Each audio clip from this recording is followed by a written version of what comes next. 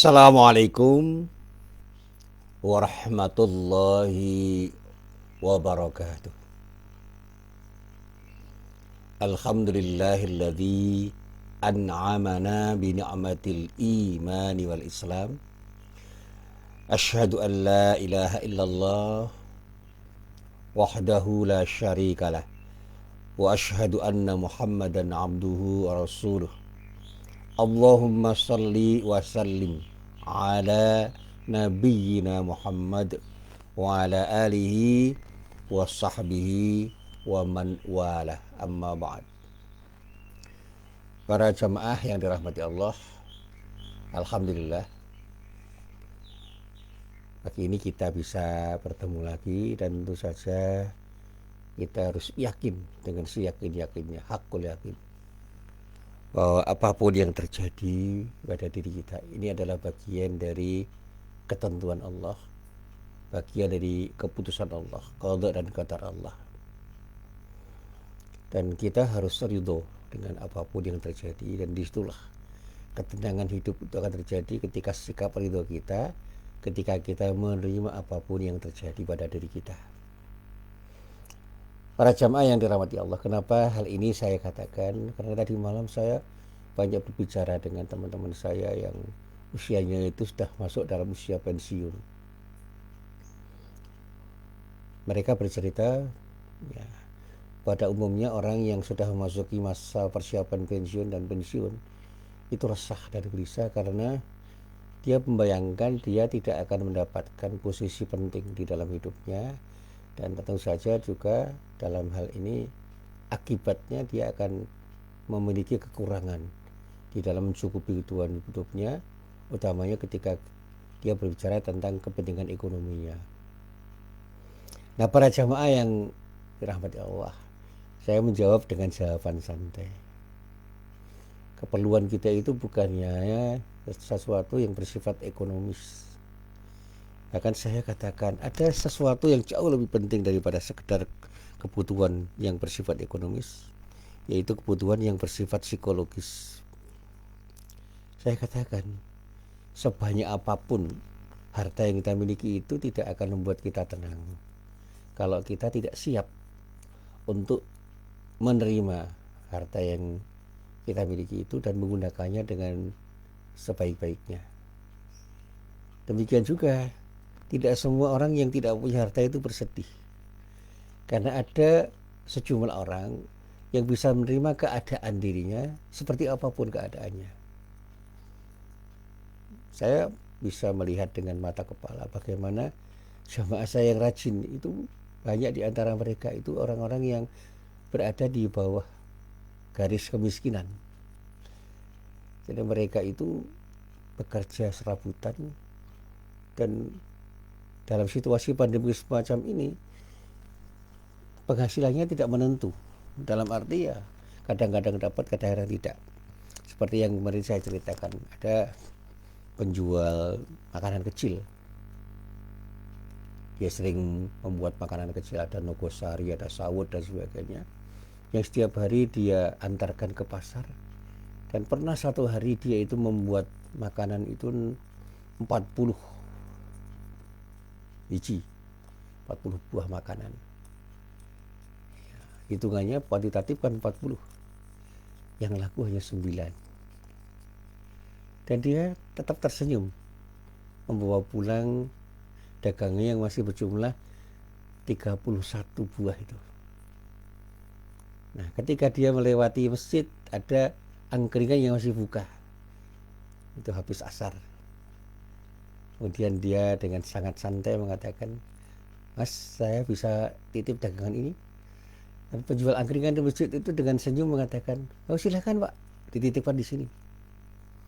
Tetapi saya juga tidak bisa menjamin nanti akan laku karena ini makanan yang sudah tersedia sejak pagi, jadi tidak fresh lagi."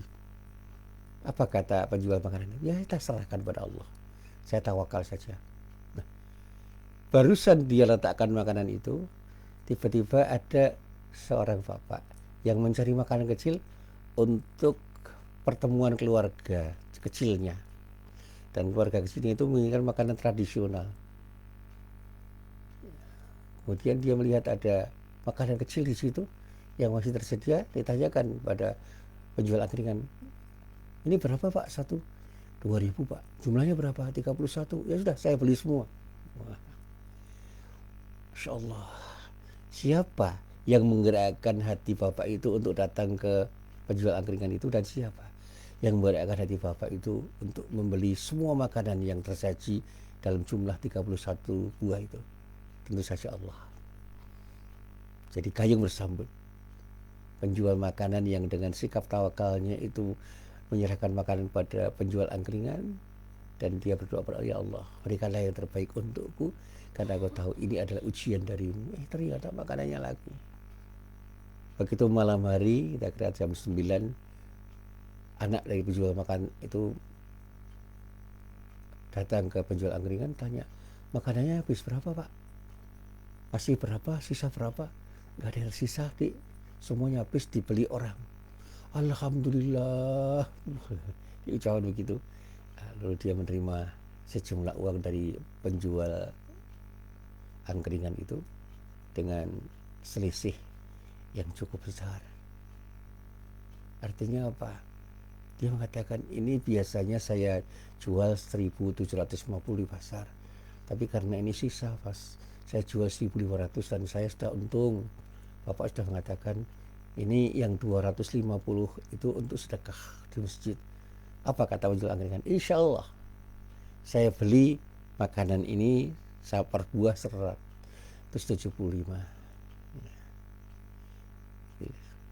175. Ya. Ini ucapan penjual angkringan, artinya dibeli 1.750. Tidak 2.000, tidak 1.500. Lalu yang diberikan kepada anak penjual makanan itu 1.500 kali 31, yang 250 kali 31 oleh penjual angkringan itu kemudian disisihkan dan dimasukkan ke kotak infak masjid. Luar biasa. Penjual angkringan yang luar biasa, penjual makanan kecil yang luar biasa, dia bersabar untuk bisa berjuang sedemikian rupa dalam rangka untuk mendapatkan karunia Allah. Dia bersabar dalam ikhtiar, dan Allah mendengarkan doanya. Allah menghargai kesemuanya. Disinilah saya sampaikan bahwa kita tidak boleh berputus asa dari rahmat Allah. Ketika Allah sudah berkehendak, apapun terjadi. Tetapi ketika Allah belum berkehendak, apapun tidak akan pernah terjadi. Jangan pernah kita itu mengatakan pasti, katakan insya Allah. Dan itulah yang saya ajarkan kepada siapapun, termasuk yang saya jawabkan kepada teman-teman saya, jamaah saya yang sempat berdialog tadi malam. Saya katakan, jangan pernah kita pesimis. Kita harus optimis, berikhtiar sekemampuan kita dengan sikap sabar, dan berdoalah kepada Allah, karena Allah yang menentukan segala-galanya. Nah, ada satu lagi pertanyaan, kapan Pak Muhsin pensiun? Saya tidak pernah berpikir kapan pensiun. Saya tidak pernah akan pensiun. Saya mungkin tidak akan bekerja di lembaga yang sekarang ini mengerjakan saya, karena secara formal saya harus mengakhiri keterlibatan saya secara formal, ya, secara resmi di lembaga itu. Tapi saya tetap akan melakukan yang terbaik untuk beri manfaat pada siapapun sampai saya tidak bisa berbuat apa-apa. Sampai ajal menjemput diri saya. Dan kapan ajal itu menjemput saya? Wallahu a'lam, hanya Allah yang tahu. Mungkin sedetik lagi, mungkin 1 jam lagi, sehari lagi, sebulan lagi, setahun lagi, atau mungkin bertahun-tahun lagi. Saya tidak pernah berpikir kapan saya mati. Saya hanya berpikir apa yang bisa saya lakukan untuk memberi manfaat kepada semua orang. Dan tentu saja saya harus kembalikan semuanya itu kepada Allah dengan sikap ridho. Dan itulah yang saya lakukan. Saya hanya akan berbuat sesuatu dengan satu semangat atau ruh tauhid. Saya hanya akan berbuat sesuatu karena Allah. Dan yang saya tuju hanya satu, ridha Allah. Apakah kemudian orang mau menerima apa yang saya lakukan, mengapresiasi apa yang saya lakukan, menghargai apa yang saya lakukan, saya nggak peduli. Dan situlah saya mengerti arti penting pelajaran dari guru saya Pak R. Fahrudin. Ciri orang ikhlas itu, Mas Muhsin, adalah tidak pernah berpikir ketika dia berbuat sesuatu apakah orang itu menghargai atau tidak, apakah orang itu memuji kita atau tidak.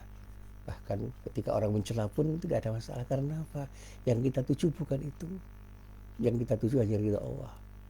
Jadilah orang yang bekerja karena Allah, dan disitulah Anda akan tenang, nyaman, damai, dan terang. Berusaha untuk meraih sesuatu karena Allah, maka semua yang Anda raih itu akan memuaskan diri Anda. Dan bahkan sesuatu yang tidak atau belum Anda raih tidak membuat Anda kecewa. Bahkan sesuatu yang hilang itu tidak akan membuat Anda kecewa. Karena itu bagian dari kehendak Allah yang harus Anda sadari, bahwa tidak mungkin kita akan bisa lari dari takdir Allah Subhanahu wa ta'ala. Nah, para jamaah yang dirahmati Allah, ini juga yang terkait dengan apa yang pernah saya ungkapkan. Nasihat Pak R. Fahrudin, guru saya, pada diri saya. Ketika kamu punya uang, simpan uangmu di dompetmu atau di rekeningmu. Jangan kau simpan di hatimu, sehingga ketika uang itu hilang, kamu tidak kecewa. Ketika ada orang yang meminta kepadamu untuk bersedekah, sedekahkan untuk Allah berapapun yang bisa kamu sedekahkan. Maka kamu akan puas karena kamu telah mengembalikan rezeki Allah itu kepada Allah yang memberikan rezeki itu, sehingga kamu bisa berharap Allah akan menambahkan rezeki yang kamu kembalikan kepada Allah itu dengan kuantitas dan kualitas yang lebih baik. Ini tentu saja buah dari sikap syukur kita. Dan ternyata itu dilakukan oleh Pak R. Fahrudin. Ketika saya mengikuti dia untuk beri pengajian di sebuah desa di Kecamatan Tempel, Kabupaten Sleman. Pengajian itu dalam rangka untuk menyelesaikan pembangunan masjid. Di sela-sela pengajiannya dia mengatakan, yuk kita nyumbang untuk bangunan masjid ini sebanyak mungkin, semampu kita. Mari saya awali. Dia keluarkan dompetnya, semua isi dompet itu uangnya dikeluarkan, kemudian diberikan kepada panitia. Ini dari saya karena saya hanya membawa uang ini. Waktu itu kira-kira 300.000 diberikan. Jadi di tahun 90-an waktu itu, di tahun 90-an, Pak HR menyumbang uang 300.000 yang dibawa. Dan begitu Pak HR menyumbang itu, jamaah yang sudah meluber di masjid itu berlomba-lomba untuk menyumbang. Dan pada hari itu juga ada yang menyanggupi. Ketika Pak HR bertanya, sumbangannya dapat berapa? Dapat sekian juta Pak HR. Kurang berapa? Kurang sekian juta. Pak HR mengatakan, siapa yang mau melengkapinya? Ada seorang yang mengacungkan jari, menunjukkan jari. Pak HR, insya Allah semua saya cukupi, karena saya dapat rezeki dari Allah, akan saya kembalikan kepada Allah, dan mudah-mudahan Allah ridho. Selesai. Dan ternyata yang datang itu adalah seorang pengusaha dari Kabupaten Magelang yang sudah menyiapkan diri untuk bisa menyelesaikan bangunan masjid itu. Dan alhamdulillah masjid itu akhirnya jadi terbangun dengan baik, dan sekarang sudah menjadi masjid yang cukup makmur. Luar biasa, Masya Allah. Nah, para jamaah yang dirahmati Allah, disinilah saya ingin menyampaikan pada para jamaah dan kepada diri saya, jangan pernah pesimis di dalam menghadapi hidup ini. Kita mau pensiun, itu sesuatu yang harus kita alami. Itu sunatullah. Pensiun itu sunatullah. Dan ketika kita masih bisa berbuat sesuatu, berbuatlah sesuatu karena Allah. Disitulah kita akan mengalami kepuasan. Karena apa? Sikap ridho kita akan membuat kita tenang, damai, tentram, nyaman, tidak resah, tidak gelisah. Dan itulah yang saya lakukan. Dan saya baru belajar. Saya belum menjadi orang baik. Saya baru belajar menjadi orang baik. Sampai kapan? Sampai saya tidak bisa belajar lagi. Itu aja. Nah, para jamaah yang dirahmati Allah, hari ini saya juga akan menyampaikan dalam posisi saya sebagai mubalik. Setiap orang tentu ingin sukses atau berhasil di dalam hidupnya. Tentu saja pada bidangnya masing-masing. Mereka ingin semua harapannya tercapai dan terwujud nyata. Dan keberhasilan itu, saya katakan, hanya dapat diraih dengan usaha atau ikhtiar, kerja keras dengan kesungguhan dan diiringi doa. Kerja keras, kerja cerdas, kerja tuntas, dan ikhlas di dalam bekerja. Berjalan dengan hati, iringi dengan doa untuk kita mohon kepada Allah agar apa yang kita lakukan benar-benar mendapatkan ridha dari Allah dan Allah memberikan yang terbaik dengan upaya kita dalam meraih sesuatu yang kita harapkan. Nah, para jamaah yang dirahmati Allah, di dalam ikhtiar seseorang itu memerlukan kesabaran. Saya katakan, kesabaran untuk berikhtiar itu sangat penting. Bangun sikap kita untuk tegar di dalam berusaha, sehingga kita tidak perlu resah dan gelisah, cemas di dalam menghadapi setiap persoalan yang harus kita hadapi ketika kita berkeinginan untuk meraih sesuatu.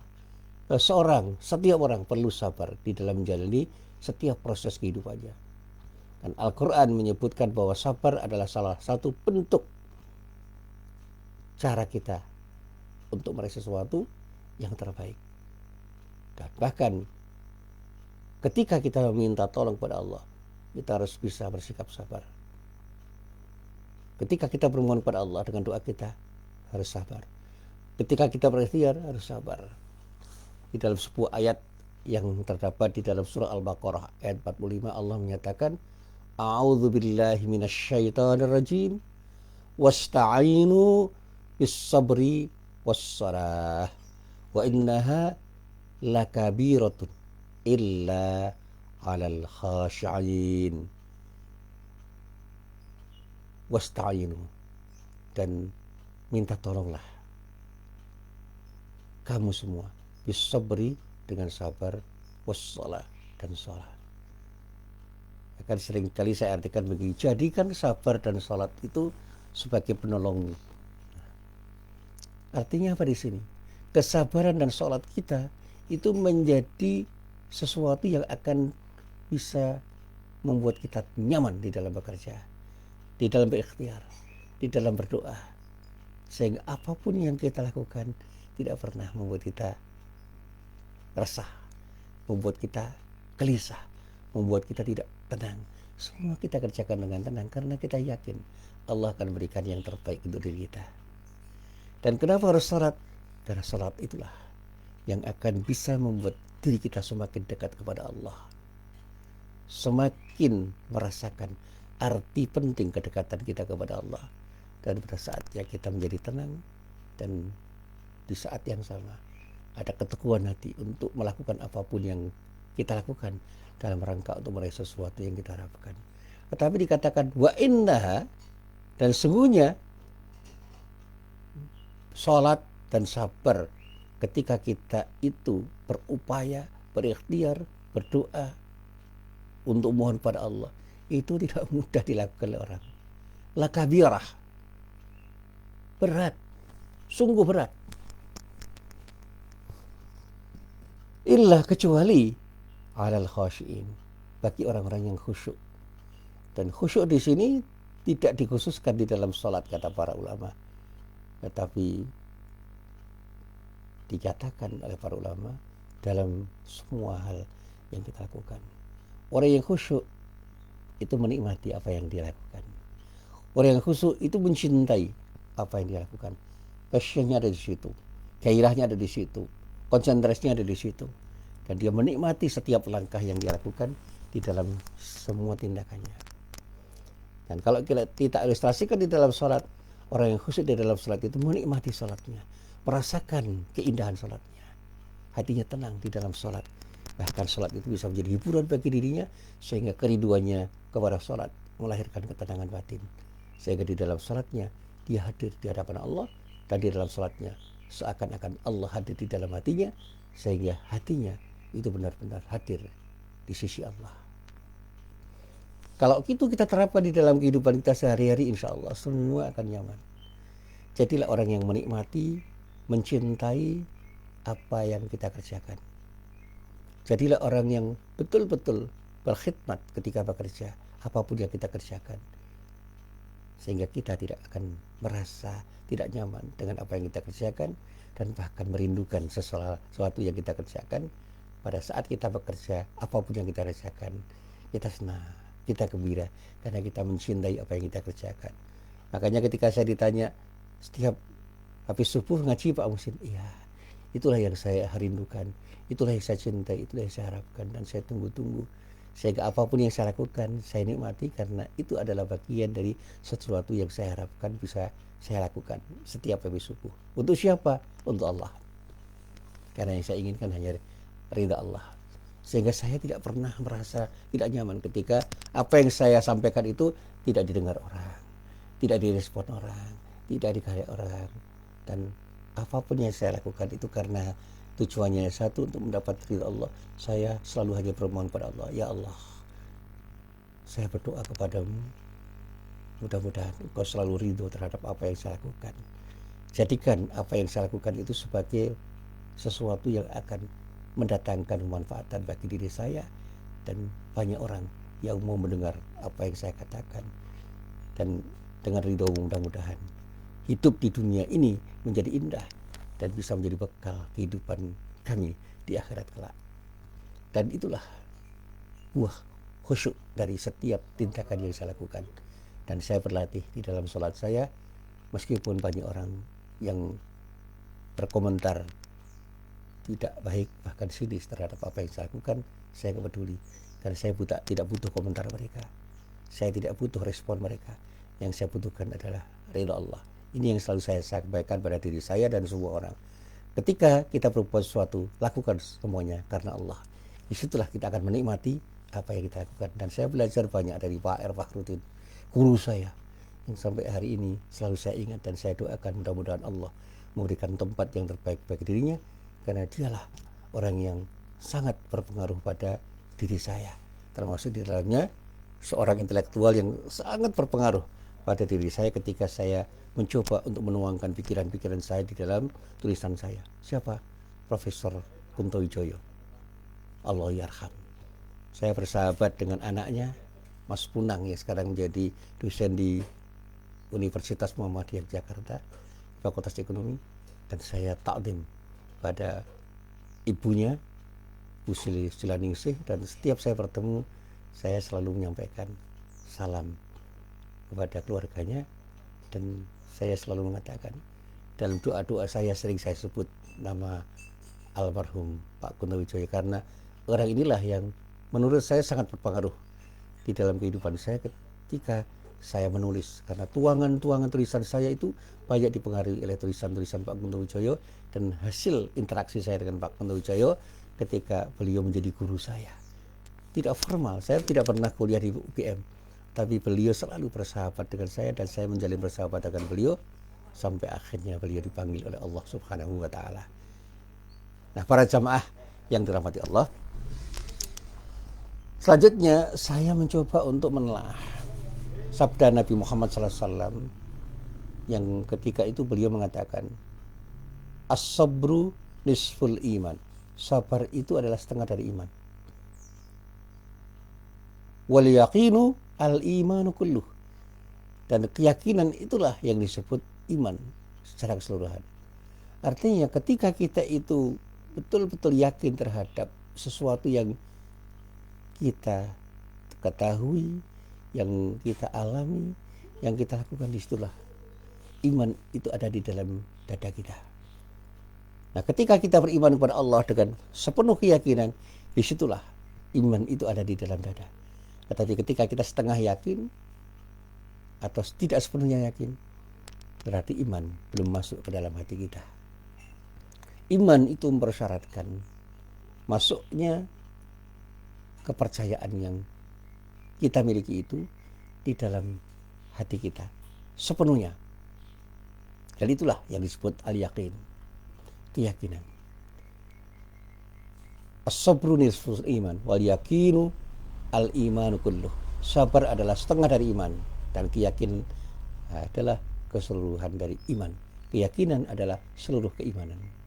Inilah sebuah hadis yang diriwayatkan oleh Imam At-Tabarani di dalam kitab Al-Mu'jamul Kabir juz 8 halaman 1 Hadisnya hadis nomor 8466 yang juga diriwayatkan oleh Imam Al-Baihaqi di dalam kitab Syu'abul Iman juz 1 halaman 150, hadisnya hadis nomor 47, dan semuanya berasal dari Abdullah bin Mas'ud radhiyallahu anhu. Kemudian di dalam sabdanya yang lain Nabi Muhammad SAW juga mengatakan bahwa sabar sebagaimana syukur adalah bagian dari iman. Beliau mengatakan al-iman nisfan, al-imanu nisfani, nisfun fis sabri wa nisfun fis syukri. Iman itu ada dalam dua bagian, dalam dua ranah. Satu bagian ada di dalam sabar dan satu bagian yang lain ada di dalam syukur. Jadi ketika kita itu punya kesabaran dan kesyukuran, disitulah iman itu ada di dalam dada kita, di dalam hati kita. Kesabaran di dalam meraih sesuatu dan bersikap syukur ketika menerima sesuatu. Sehingga kita betul-betul yakin bahwa apapun yang kita lakukan semua bergantung pada Allah. Dan apapun yang kita peroleh itulah pemberian dari Allah yang terbaik, karena Allah yang paling tahu apa yang terbaik untuk kita. Inilah sikap husnudzon kita kepada Allah. Disitulah iman itu ada di dalam hati kita. Jadikan kesabaran itu sebagai sesuatu yang akan melahirkan kerja keras kita, kerja tuntas kita, kerja ikhlas kita.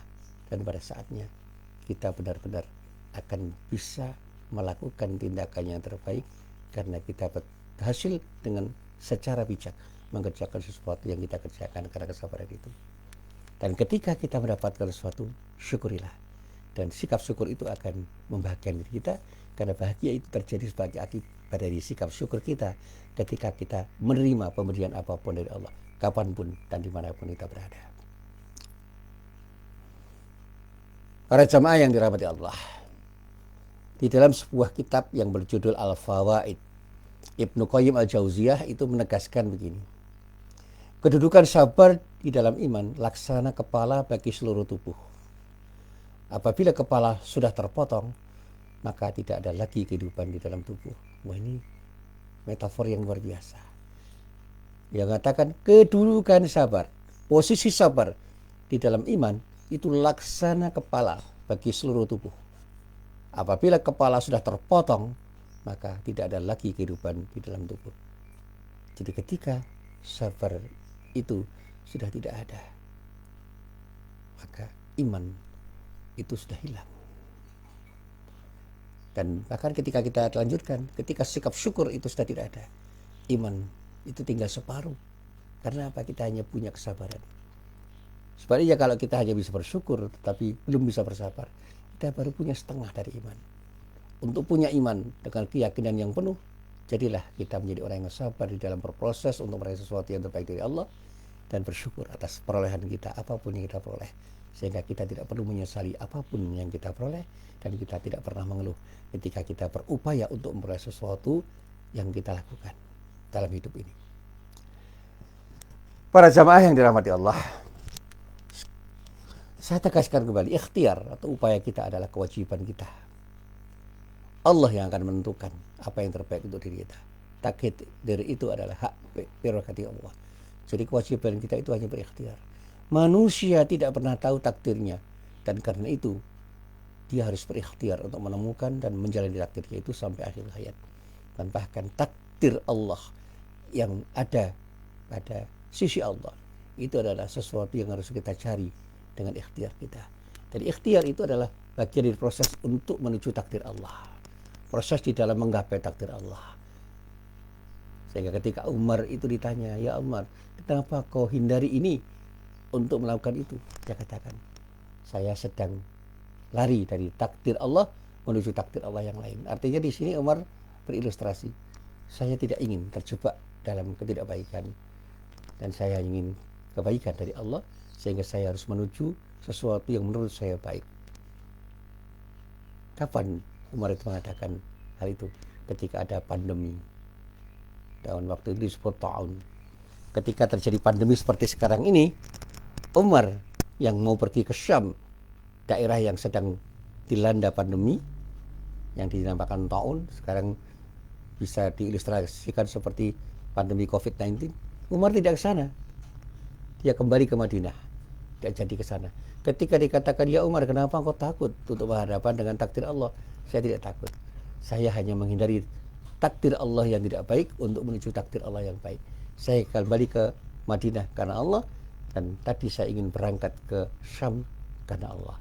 Tapi karena di sana ada sesuatu yang tidak baik menurut diri saya, maka saya ingin mencari sesuatu yang baik menurut diri saya, dan saya bermohon Allah meridhoi apa yang saya lakukan. Kira-kira Umar mengatakan begitu secara implisit, meskipun secara eksplisit tidak mengatakan begitu. Nah, kalau itu ditanyakan kepada saya, kenapa saya harus berikhtiar? Saya cuma mengatakan, ikhtiar itu adalah bagian dari cara saya untuk menuju takdir Allah. Dan apapun yang diberikan oleh Allah di dalam ikhtiar saya, akan saya syukuri. Dan dalam ikhtiar, saya selalu menghadapi ganjalan yang luar biasa. Tetapi itu semua saya lakukan dengan sabar, karena saya ingin Allah ridha terhadap apa yang saya lakukan. Saya hanya bisa berupaya seoptimal kemungkinan yang bisa saya lakukan, seoptimal mungkin dari sesuatu yang bisa lakukan. Dan selebihnya saya bermohon kepada Allah, ya Allah, berikan yang terbaik untukku dengan upayaku yang aku upayakan hanya untuk menuju ridhamu. Dan ini yang selalu saya sampaikan, meskipun orang tidak percaya, silahkan. Saya bekerja hanya untuk mendapatkan ridha Allah. Saya mengajar, saya mengaji hanya untuk mendapatkan ridha Allah. Itu yang selalu saya katakan kepada diri saya. Dan itu yang saya mantapkan di dalam diri saya, sehingga saya tidak perlu menyesali apa yang terjadi, karena semua yang terjadi itu adalah bagian dari takdir Allah yang harus saya sadari bahwa itulah yang terbaik menurut Allah. Dan itulah yang harus saya syukuri, sehingga saya ridho terhadap semua keputusan Allah. Manusia tidak pernah tahu takdirnya, karena itu kita harus berikhtiar untuk menemukan dan menjalani takdir Allah itu sampai akhir hayat. Ketika dalam proses ikhtiar ini ada sesuatu yang kita rasakan sulit atau kita anggap merugikan, pada hakikatnya itu adalah ujian sementara yang harus kita sikapi dengan sabar. Mungkin kita itu merasa ada sesuatu yang menyulitkan diri kita, ada yang kita anggap merugikan diri kita, tapi pada hakikatnya itu adalah ujian sementara yang harus kita sikapi dengan sabar. Kita harus menahan diri sejenak untuk memikirkan permasalahan yang kita hadapi dengan pikiran dan hati yang jernih. Pikiran yang tenang dan hati yang jernih. Kita cari solusinya, kemudian kita berikhtiar dan berikhtiar dengan cara apapun yang bisa kita lakukan dengan sebaik-baiknya. Karena Allah sudah berfirman, innallaha la yughayyiru ma biqaumin hatta yughayyiru ma bi anfusihim. Sesungguhnya Allah tidak akan mengubah keadaan suatu kaum sebelum mereka mengubah keadaan diri mereka sendiri.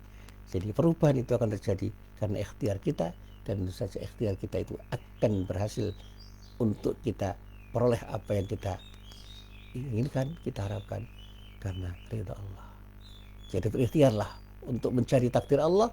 Ketika Allah ridha, insya Allah apapun yang kita ikhtiarkan itu akan mendapatkan sesuatu yang terbaik dari Allah. Dan apapun yang terbaik dari Allah yang telah diberikan dan akan diberikan oleh Allah harus kita syukuri, dan pada saat itulah ridho ada di dalam hati kita.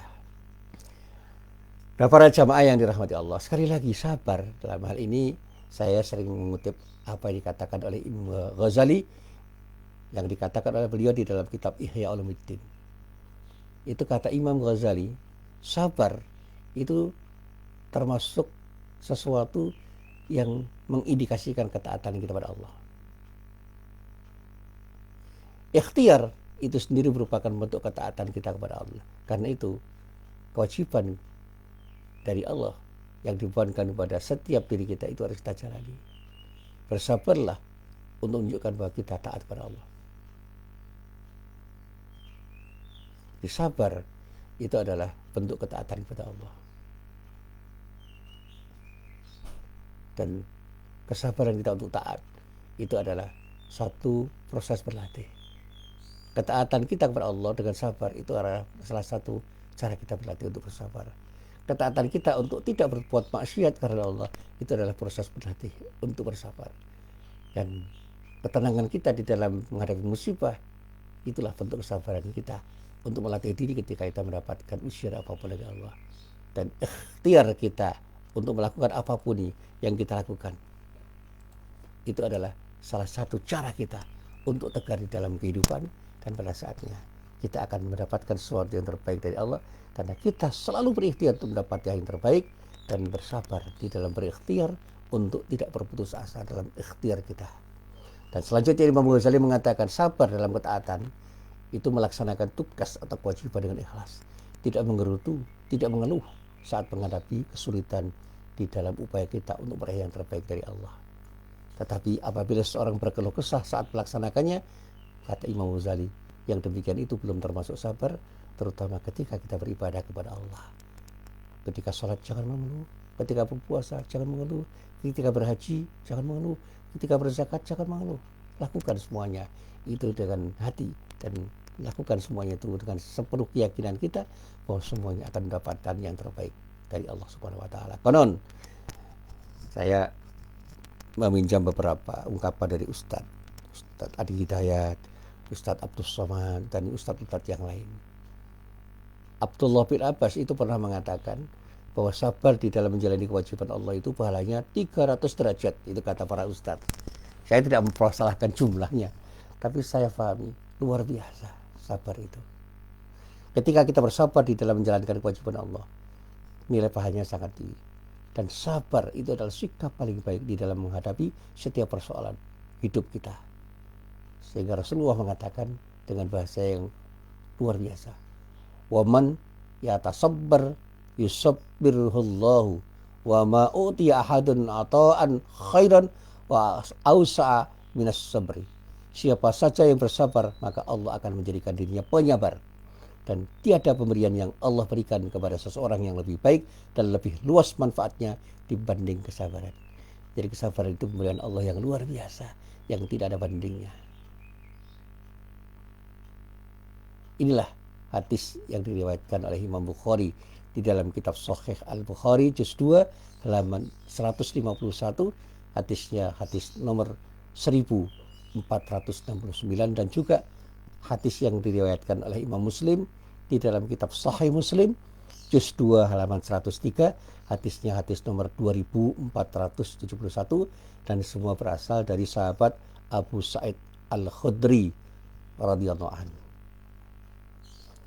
Para jamaah yang dirahmati Allah, bahkan ketika saya baca di dalam ayat-ayat Al-Quran, ada satu ayat Al-Quran yang ada di dalam surah Ali Imran, tepatnya pada ayat 146, bahwa Allah pun memuji orang yang sabar, orang yang pantang menyerah dalam menjalani proses kehidupan, sesulit apapun proses itu, sesulit apapun proses yang harus dialami. Allah berfirman, "A'udzubillahi minasyaitonirrajim. Wa ka'ayyim min nabiyyin qatala ma'hu ribbiyuna katsirun fama wahanu lima asabahum fi sabilillah wa ma dha'ufu wa mastakanu wallahu yuhibbus sabirin." Dan betapa banyak nabi yang berperang didampingi sejumlah besar dari pengikutnya yang bertakwa. Mereka tidak menjadi lemah karena bencana yang menimpa di jalan Allah. Tidak patah semangat, pantang menyerah. Wah, itu. Tidak pernah menyerah kepada siapapun, akan kepada musuh-musuhnya yang nyata. Siapa itu? Setan. Dan Allah mencintai orang-orang yang memiliki kesabaran. Allah itu mencintai orang-orang yang bersabar. Baik, ini ilustrasi yang luar biasa. Betapa banyak nabi yang berperang didampingi sejumlah besar dari pengikutnya yang bertakwa. Mereka tidak menjadi lemah karena bencana yang menimpa di jalan Allah itu. Tidak pernah patah semangat, tidak pula menyerah pada musuh-musuhnya. Dan sekali lagi, Allah mencintai orang-orang yang sabar seperti para nabi itu. Sekali lagi para jamaah yang dirahmati Allah, sabar adalah sikap yang baik dalam ikhtiar manusia, bahkan dalam segala hal. Baik itu yang manusia nilai sebagai sesuatu yang menguntungkan atau merugikan. Selalu ada keajaiban, selalu ada setiap kita itu menjalani proses kehidupan, keajaiban dan jalan keluar yang kita dapatkan ketika tidak bersabar. Terkadang semuanya itu muncul tiba-tiba pada saat yang tidak kita duga-duga. Jadi kita itu kadang-kadang memperoleh sesuatu yang tidak bisa kita duga karena kesabaran kita. Dan ini yang saya alami. Saya itu tidak pernah membayangkan saya akan mendapatkan kenikmatan dari Allah yang seperti sekarang ini yang saya dapatkan. Kalau itu terjadi karena ridha Allah, dan saya yakin itulah yang terbaik dari Allah dan untuk saya syukuri. Saya bisa ngaji, saya bisa berceramah, itu adalah sebuah proses berlatih, iya. Tapi saya tidak pernah mengerti kenapa tiba-tiba saya bisa berceramah seperti sekarang ini. Padahal saya berproses natural saja. Saya tidak pernah kursus, saya tidak pernah belajar secara khusus. Saya hanya mengalir saja. Memang saya banyak belajar pada Pak R. Fahrudin. Saya banyak belajar pada guru-guru saya yang telah punya pengalaman baik ketika beliau menjadi mubalik. Dan itulah yang saya contoh, saya ikuti. Salah satu sikap santun yang saya ikuti dari Pak R itu sampai hari ini melekat. Saya bisa berikan kritik pada siapapun seperti Pak R. Fahrudin itu karena saya belajar pada beliau. Saya bisa tidak sepakat dengan guru-guru saya tanpa harus kehilangan takdim saya. Saya selalu menghormati siapapun. Karena saya tidak perlu menyebut guru-guru saya yang pernah saya kritik, tapi saya selalu bersedia untuk memberikan kritik pada mereka dengan sikap takdim saya. Dan saya tidak pernah menyerang siapapun. Karena Pak HR mengatakan, kalau kamu ingin memberikan kritik pada siapapun, jangan serang orangnya, tapi bidik pendapatnya dengan alasan-alasan yang lebih mapan, yang lebih kuat, yang lebih kokoh. Itulah yang akan membuat orang menerima.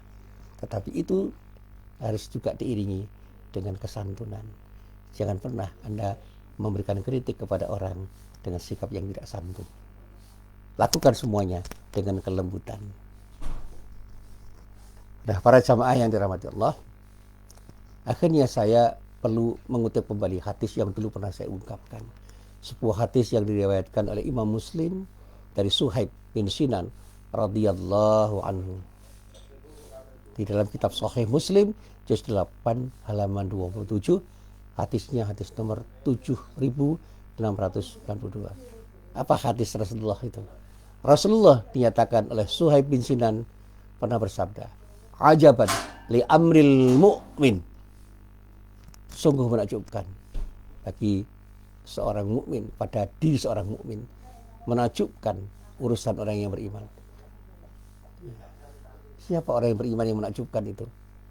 Dikatakan oleh Rasulullah, "Inna amrohu kullahu khairun wa laysa dzaka li ahadin illa lil mu'min. In asabathu sarra'u syakara fakana khairan lahu wa in asabathu dharra'u sabara fakana khairan lahu." Sungguh menakjubkan urusan orang yang beriman. Sesungguhnya semua urusannya baik. Apabila dia mendapatkan kelapangan, maka dia bersyukur. Dan itu kebaikan baginya. Bila ditimpakan kesempitan, maka dia bersabar. Dan itu kebaikan baginya. Jadi orang yang beriman itu selalu menganggap semua kejadian yang terjadi pada diri itu baik. Ketika diberi rezeki, dia bersyukur.